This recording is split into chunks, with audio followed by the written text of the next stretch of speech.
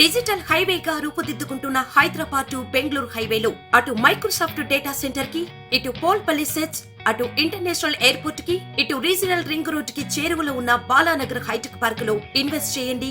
భవిష్యత్తు బంగారుమయం చేసుకోండి. Contact number 8500155255.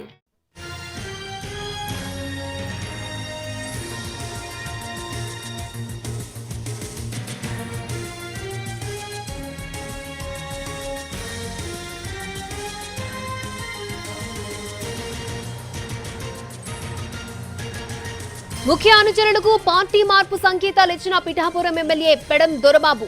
Hyderabad వెళ్లిన పెడం దొరబాబు జనసేన నేతలతో టచ్ లోకి వెళ్లారు. 100% పోటీ చేస్తామని, ఎన్నికలకు సిద్ధంగా ఉండాలని క్యాడర్కు సూచనిచ్చారు. వారు వద్దనుకున్నప్పుడు మన పని మనం చేసుకోవడమేనని బెటర్ అంటూ క్లారిటీ ఇచ్చారాయన. ఇన్ఛార్జిగా వేరొకరిని ప్రకటించిన తర్వాతే పార్టీకి శాసనసభ సభ్యత్వానికి రాజీనామా చేసే అవకాశం ఉంది.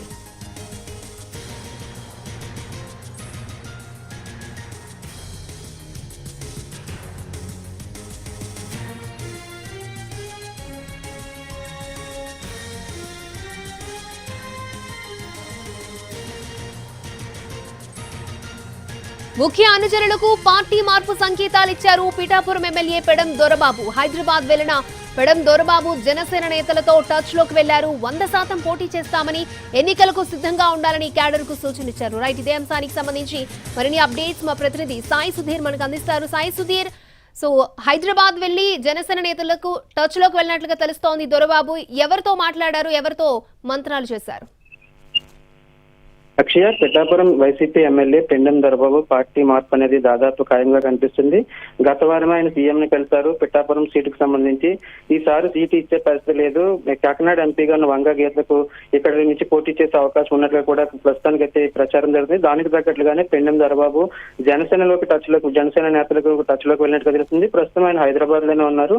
ఒకవేళ వైసీపీ గనక పిఠాపురం ఇన్ఛార్జ్ గా వేరొకరిని నియమిస్తూ ఏదైనా ప్రకటన ఇస్తే గనక వెంటనే పార్టీకి, అదేవిధంగా పిఠాపురం సభ్యత్వానికి కూడా రాజీనామా చేసే అవకాశం కనిపిస్తుంది. దానికి తగ్గట్లుగానే అనుచరులకు ఇండికేషన్స్ ఇచ్చారు. ఖచ్చితంగా మనం 2019 నుంచి 24 ఇప్పటి వరకు కూడా కష్టపడి పనిచేశాం, కానీ పార్టీ సీటు ఇచ్చే పరిస్థితి అయినప్పుడు ఖచ్చితంగా ఈసారి 2024 సార్వత్రిక ఎన్నికల్లో నేను బరిలో ఉంటాను. దానికి తగ్గట్లుగా మీరు అందరూ కూడా ప్రిపేర్ అయి ఉండాలి.